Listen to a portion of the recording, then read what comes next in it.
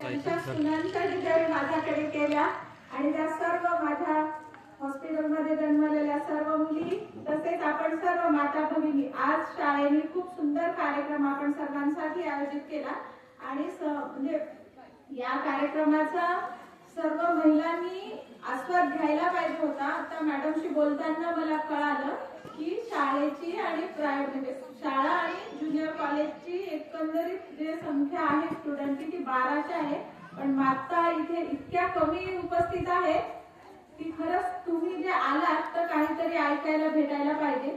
आणि आज या टेक्नॉलॉजीच्या युगामध्ये प्रत्येकाने आपल्या मुलावर मुलीवर लक्ष देणं आवश्यक आहे। आज महिला सक्षमीकरण आणि महिलांच्या येणाऱ्या अडचणी असा सरांनी विषय सांगितला। खरंच महिला सक्षम आहेत का? आपण आता 21व्या शतकामध्ये जगत आहोत। खरंच आम्हाला सक्षम करण्याची गरज आहे का आम्ही सक्षम आहोत का? आमची विचारसरणी कुठपर्यंत आहे? सार्वभौमत्व आम्हाला आहे का? शैक्षणिक, सामाजिक, आर्थिक, राजकीय कुठे आम्हाला महत्व आहे? आपल्याला आपल्या मुली घडवताना आपल्या वैभवशाली इतिहास माहित असणं आवश्यक आहे की आजच आपण घडलेल्या मुली पाहत आहोत का? नाही, तर आपल्या इतिहासामध्ये जेव्हापासून सिंधू संस्कृती होती, द्रविड संस्कृती होती, त्यावेळेला आम्हा स्त्रियांची अवस्था काय होती? तसंच मलाही स्त्रियांच्या प्रश्नांच्या मुळाशी जायला आवडेल। विषाच्या वृक्षाला जर संपवायचा असेल तर खांद्यावर वार करून चालत नाही, तर त्याच्या मुळावर घाव घालावा लागतो। खरंच आमच्या स्त्रिया एवढ्या अधीन कशामुळे, मागास कशामुळे झाल्या की आम्हाला आताही 21व्या शतकात जगत असताना पण आमच्या मूलभूत अधिकारांसाठी जिथे तिथे झगडावं लागतं, जिथे तिथे आम्हाला आमचं स्त्रीत्व सिद्ध करावं लागतं। खरंच तर निसर्गाने मातृत्व प्रदान करून निसर्गाने आपल्याला सर्वोत्तम पुरस्कार दिला, त्याचा सर्व स्त्रियांनी स्वाभिमान आणि अभिमान बाळगायला पाहिजे। कारण निसर्गाने तुम्हा मला निर्मितीक्षम बनवलेला आहे। निर्मितीक्षम म्हणजे आपण आपल्यासारखा जीव आपल्या कुशीमध्ये निर्माण करू शकतो आणि या निसर्गामध्ये त्याचं आपण आगमन करू शकतो। याच्यामुळे काय होत होतं की आपण पूर्वी स्त्रिया कशा होत्या या सिंधू संस्कृतीमध्ये, किंवा आज आपल्याला इतकं सक्षम करण्याची गरज का पडली? तर जेव्हा आपल्या देशामध्ये किंवा सिंधू संस्कृतीची त्यावेळेस भारत स्त्री सत्ताक भारत होता। म्हणजे काय की आज जशी मुलगी लग्नानंतर मुलाच्या घरी राहायला जाती, त्या काळात मुलगा मुलीच्या घरी जात होता।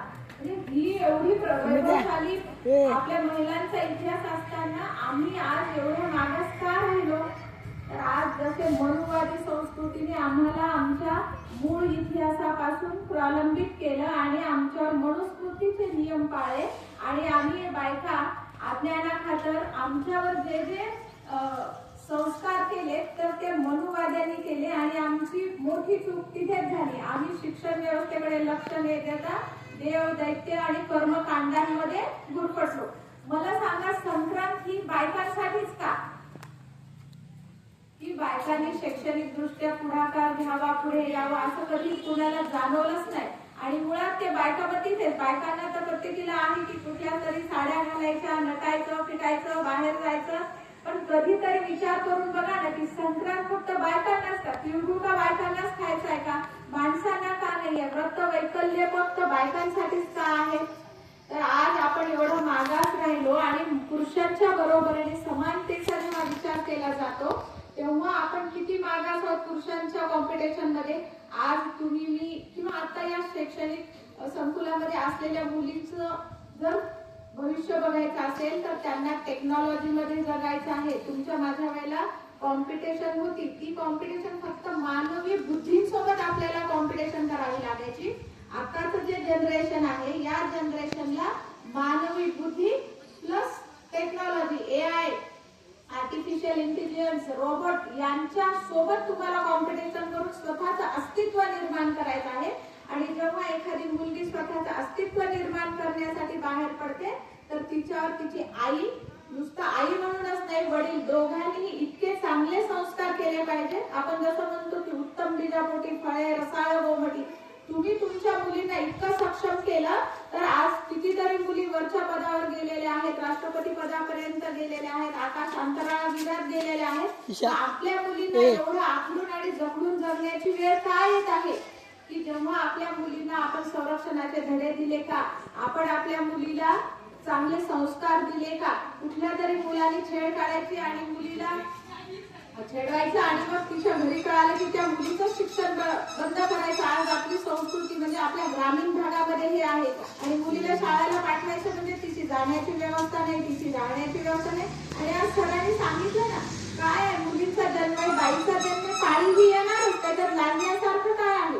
निर्मितीक्षम बनवलं तर सरांनी चांगली गोष्ट सांगितली की तुम्ही पालक मेळाव्यात यायला पाहिजे. आमच्या मुलीचं वॉशरूम कुठे आहे, पाळीच्या दिवसांमध्ये आमच्या मुलीला पाणी भेटतं का, सॅनिटरी पॅडची उपलब्धता करून देणार आहे तर तुम्ही वेळोवेळी येऊन तिथे चौकशी केली पाहिजे.